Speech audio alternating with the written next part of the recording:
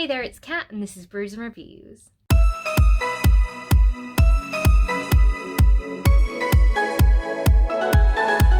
If you like this video, please leave a like. I was going to say leave a like, vomit, and surprise.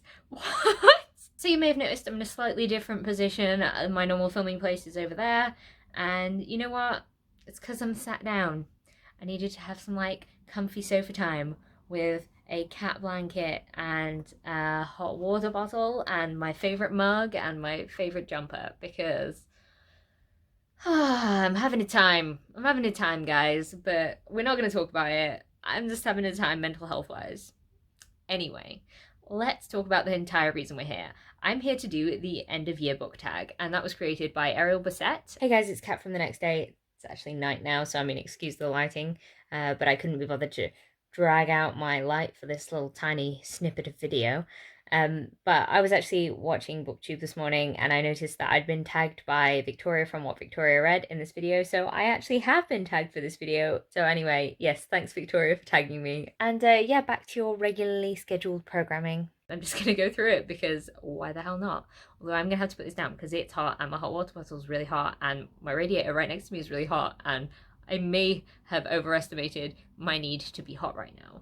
I'm gonna read the questions from this book because, let's be real, my memory's like a goldfish's. Are there any books that you started this year that you need to finish? Well, there are a number of books that I need to finish that I've just sort of been sat on my Goodreads because, like, I've been taken out of the mood to read them. This one has been on there the longest, so I feel like this is the one that I should probably finish before the year's out, and that is Time of Death by Alex Barkley. I actually started this for Mental Healthathon back in, was it August that Mental Healthathon was? Anyway, a long time ago, and yeah, as you can see, I got this far through it. I didn't stop because it wasn't interesting. I just stopped because I wasn't in the mood to read this particular sort of thing. I think for the rest of the things that I was reading for Mental Healthathon, and I think I was doing Bookmark Badgeathon at the same time, they were all very contemporary or like fantasy-based things or sci-fi. So I was reading specific genres and I wasn't really reading crime and like mystery sort of thriller things. I wasn't reading that at the time and I wasn't particularly in the mood to read it, so I was like, I just sort of gave up on it. I have read another book by Alex Barkley that I did like. It was actually the sequel to this one. I accidentally read them out of order, but I am still interested. I think maybe having given it more distance, I should probably start again on this one. And it's not long, it's only about 350 pages, so it shouldn't actually take that long to finish. I think I'm just putting it off for the sake of putting it off, so Question number 2. Do you have an autumnal book to transition into the end of the year? Well, I think I'm doing this tag a bit late because, you know, it is the end of the year. We're at the end of November now. Probably December by the time this goes up. Who knows? Who knows? But let's go with Pumpkinheads. I did not have an autumnal book before, like, just recently when I read this for the Get Graphic With It readathon, and I picked this one up because I was like, it does seem autumny. It seems like that sort of autumn vibe. Like, I know that there are quite mixed reviews about Pumpkinheads, but I thought it was really cute. I really enjoyed it, and I'll definitely be picking this one up again this time next year because, like, it did give me fall vibes, like autumn happinesses, so I'm definitely going to pick it up again. I didn't talk about what this book's about. I think most of BookTube already knows about this. These guys work in a pumpkin patch and it's cute. Question number 3. Is there a new release you're still waiting for? Well, honestly, I don't really stick with new releases. I'm not a big, like, seeker of new things, but there is a book that has just come out that I'm like, I want this book. I want this book now. So I'm technically still waiting for it, but like a lot of people have already read it, so it's just me being slow on the uptake. But the book I'm talking about is The Toll by Neil Shusterman, and it is the 3rd book in the Scythe trilogy. But yeah, I'm not really sure when I'm gonna get my hands on it, but I really want it, and I really want to finish that series off because it was so good. I really enjoyed the other ones. The first one was great, the second one was better, and like the second one, it just left me on such a note because I thought it was a duology and I kept calling it a duology, and I was like, yeah, the duology, and then I got to the end of that book and I was like, it's not a duology, it's 100% not a duology. So yeah, it killed me a little bit inside the end to the last one, so I'm excited. We will see if I get around to reading it before the end of the year. I hope so. I'm still waiting on it anyway. Question number 4. What are 3 books you want to read before the end of the year? So the weird thing about this is I've put all of these books on this list, but I'm not sure I'm going to actually read any of them. So questionable decisions, yay. The first book on this list is Crooked Kingdom by Leigh Bardugo. Obviously, you'll know that I love Leigh Bardugo. I rave about her all the time. This is the second book in the Six of Crows duology, and yeah, I haven't read it yet. I got spoiled for something that happens in this book, though, which I'm sad about. But yeah, I'm hoping it's good. I enjoyed reading the first one more the second time that I read it, and I'm really hoping that like this sort of continues. The next book that I want to read before the end of the year is Akamath. This is the second book in the Court of Thorns and Roses series. I don't know. Does this series have a name? Does it have like a proper name? I don't know. I enjoyed the first one. I enjoyed it far more when it got out of the Beauty and the Beast retelling, but I enjoyed it. And Dark Fae. Let's be real. That's all I needed. I'm Rhysand trash already, and I know Rhysand is in this book a lot more, so I'm going to be trash for this book, and I want to read it.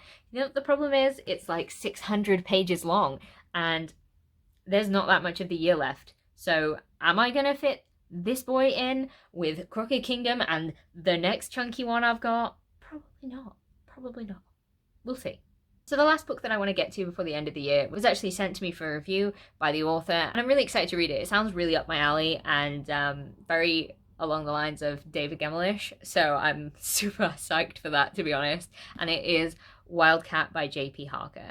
This is a historical-based fantasy, and it just sounds so good. The main character is having to choose between being a warrior and leaving that behind to become a wife, as well as there are people who are invading her home, so she actually might not have a choice anyway. I love it when there's like a badass woman who's like taking down the bad guys. I don't know why. I just love it in a historical fantasy setting. It just is like a major thumbs up, yes point for me, so I'm excited to read this one. Even though this book is rather large, the margins are quite big as well, so there's some like really good margins in here, so I feel like I'm definitely going to get to this one, and I'm excited to read it. So thanks again for sending this to me. Question number 5. Is there a book you think could still shock you and become your favorite book of the year? Let me tell you about my current read, Dark Dawn by J. Kristoff. So I am late to the hype train on Nevernight, and one of my autumn goals was to finish this series. So I reread Nevernight, and then I've just finished God's Grave, and oh my god, I fucking love God's Grave. I stayed up till 1 o'clock and literally was sat there going, wait, what? Excuse me? And all my friends had gone to sleep, so I was just like sat on my own talking to my cat going, the twists were real. And I know that there are a lot of twists that happen in this book, and I know that there are a lot of awesome things that happen in this book, and I'm holding this out there because I have bought a hardback version, a special edition of this book, because it's signed as well. Like, I found a signed version, so I'm super happy about that. I don't buy hardback books. You guys know this about me. I do not like hardback books, but I love these books so much that I actually think I'm going to buy the Illumicrate editions of these, which are the Nevernight and God's Grave versions that match this one. And why would I do that? I don't read hardback books. Of course I'm going to buy it though anyway, because I love it so fucking much.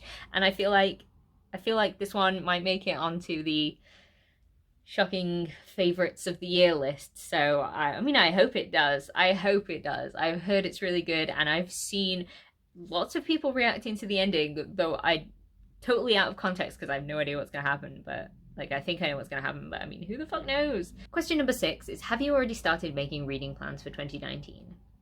Of course I have.